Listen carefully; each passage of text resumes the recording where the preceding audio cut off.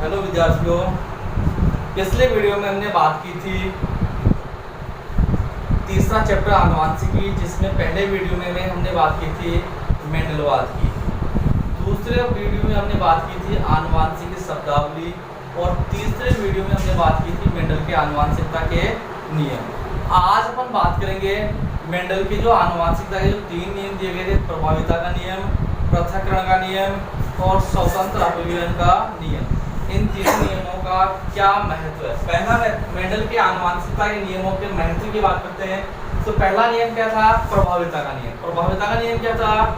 इस नियम के अनुसार वह लक्षण जो F1 पीढ़ी में अपनी अभिव्यक्ति प्रकट करता है प्रभावी लक्षण कहलाता है, और जो अभिव्यक्ति प्रकट नहीं करता है वह अप्रभावी लक्षण कहलाता है। तो इसका क्या महत्व है कि प्रभाविता के नियम से अनेक हानिकारक व घातक जीन, हमारे शरीर में अनेक हानिकारक और घातक जीन होते हैं, लेकिन वो अप्रभावी अवस्था में होते हैं। कौन सी अवस्था में होते हैं? वो अप्रभावी अवस्था में होते हैं, और प्रभावी जीन की उपस्थिति में वो अपना प्रभाव नहीं दर्शा पाते हैं, जिसके कारण मनुष्य में विभिन्न प्रकार की बीमारियां नहीं होती है। काफी प्रकार की हानिकारक बीमारी होती है, लेकिन उनके जीन अप्रभावी अवस्था में होते हैं।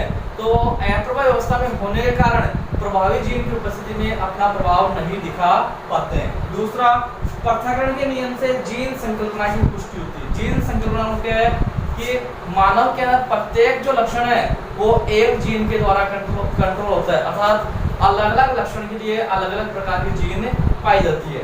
तीसरा, मेंडल के नियमों से संकरण संतति प्राप्त, कि मेंडल का नियम है वो संकरण के ऊपर आधारित है। तो संकरण के दौरान जो संतति प्राप्त होती है उसको कहते हैं संकर संतति, और संकर संतति में उत्पन्न नए लक्षणों के बारे में पता चलता है।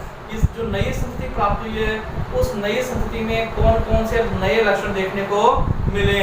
चौथा, यदि अपन बात करें कि मेंडल के नियमों से संकर संतति में उत्पन्न लक्षणों के बारे में पता लगता है कि संकरण विधि से अनुपयोगी लक्षणों को हटाया जा सकता है, और उपयोगी जो लक्षण है उनको एक साथ एक ही जाति में अपन प्रवेश करवा सकते हैं। ये मेंडल की ये जो संकरण है, इस संकरण के आधार पर क्या करते हैं अपन, कोई भी हानिकारक जो लक्षण है, अनुपयोगी जो लक्षण, उसको हटा देते हैं और उसके स्थान पर कोई नया लक्षण वो एक ही जीन में अपन ट्रांसप्लांट कर सकते हैं। तो ये भी क्या है, मेंडल के नियमों के ऊपर ही आधारित है।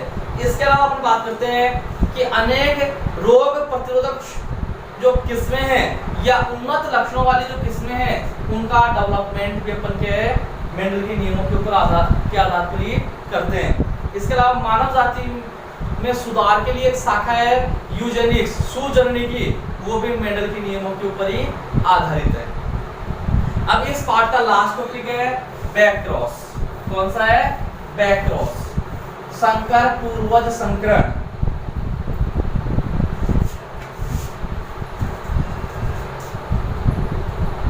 इंपॉर्टेंट है एग्जाम की दृष्टि से, संकर पूर्वज संकरण, इंग्लिश में कहते हैं बैक क्रॉस। बैक क्रॉस किसे कहते हैं? जब F1 पीढ़ी के पादप का संकरण, जब F1 पीढ़ी के पादप का संकरण प्रभावी या अप्रभावी दोनों जनकों में से किसी एक के साथ करवाया जाता है। जब F1 पीढ़ी के पादप का संकरण प्रभावी या अप्रभावी दोनों जनकों में से किसी एक के साथ करवाते हैं तो उसको क्या कहते हैं अपन? बैक क्रॉस कहते हैं। जैसे मेंडल ने क्या किया था, शुद्ध लंबे पादप का संकरण शुद्ध बौने पादप के साथ करवाया था, तो इसका युग्मक ये बनाया, इसका युग्मक ये बनाया, और ये क्रॉस करवाते हैं। तो कैपिटल टी स्मॉल टी ये अपने पास F1 पीढ़ी है, ठीक है।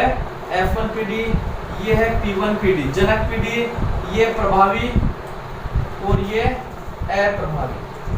तो जब क्या है F1 पीढ़ी के पादप का संकरण प्रभावी या अप्रभावी दोनों जनकों में से किसी एक के साथ करवाते हैं तो उसे क्या कहते हैं अपन? बैक क्रॉस कहते हैं। जब F1 पीढ़ी के पादप का संकरण प्रभावी या अप्रभावी दोनों जनकों में से किसी एक के साथ करवाया जाता है तो उसे क्या कहते हैं? बैक क्रॉस कहते हैं। तो इसके 2 प्रकार है। इसके कितने प्रकार है? 2 प्रकार है। बैक क्रॉस के 2 प्रकार है। पहला है आउट क्रॉस, बाह्य संकरण। पहला कौन सा है?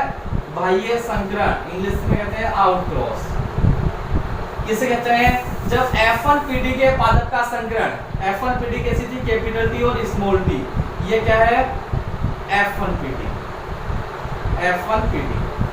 के पादप का संकरण प्रभावी जनक के साथ, कैपिटल टी ये है प्रभावी जनक। F1PD के पादप का संकरण प्रभावी जनक के साथ करवाया जाता है तो उसे क्या कहते हैं? अपन आउटक्रॉस कहते हैं। इसके युग्मक बनाते हैं तो इसके युग्मक 2 बन गए। कितने युग्मक बन गए? 2। एक कैपिटल टी युग्मक बन गया, एक स्मॉल टी युग्मक बन गया। इसके युग्मक बनाते हैं तो स्मॉल टी युग्मक बन गए। ये बन गए इसके युग्मक। क्या बन गया? इसमें क्रॉस करवाते हैं तो इसके लिए क्रॉस करवाते हैं तो इसकी F2PD आएगी।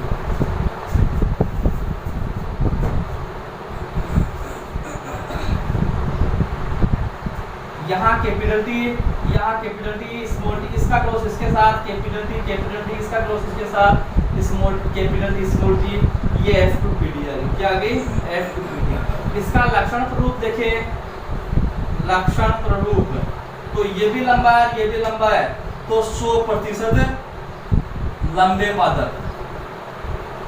और जीन प्ररूप देखिए, इसका जीन प्ररूप की बात करें तो 1:1, कैपिटल टी एक बार है, कैपिटल टी स्मॉल टी एक बार है।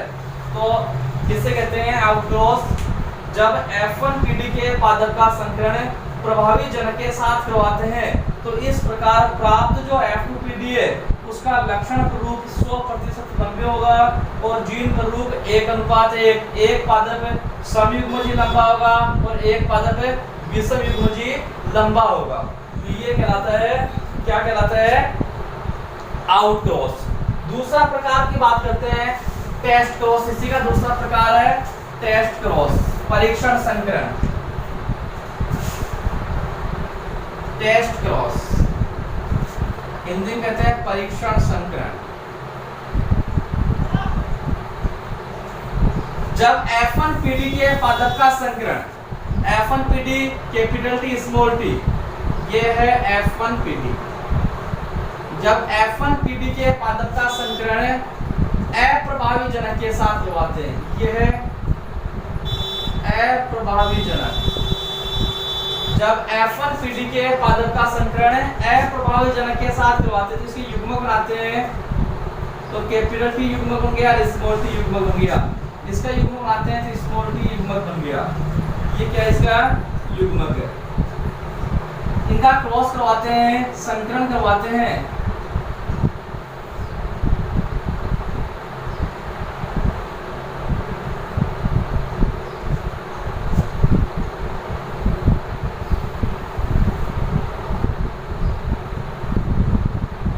इधर स्मॉल टी, इधर capital T small T, capital T small T, small T small T. इसका लक्षण प्ररूप की बात करें, लक्षण प्ररूप क्या है?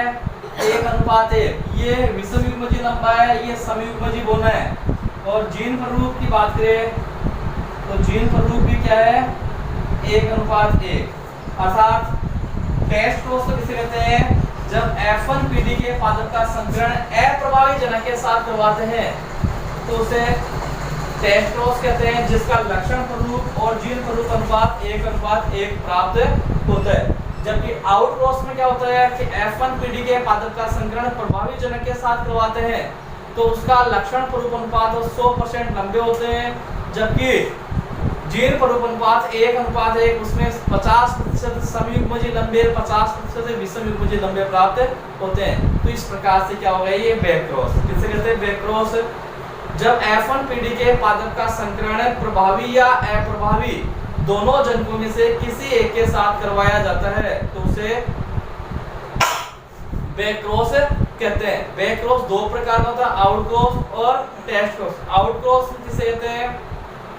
जब F1PD के पादप का संकरण प्रभावी जनक के साथ करवाया जाता है तो उसे बैक क्रॉस कहते हैं। बैक क्रॉस का लक्षण प्ररूप अनुपात 100% लंबे और जीन प्ररूप अनुपात 1:1 प्राप्त होता है। और टेस्ट क्रॉस का जब F1PD के पादप का संकरण अप्रभावी जनक के साथ करवाया जाता है तो उसका लक्षण प्ररूप अनुपात 1:1, जीन प्ररूप अनुपात 1:1 उसे टेस्ट क्वेश्चन कहते हैं। धन्यवाद।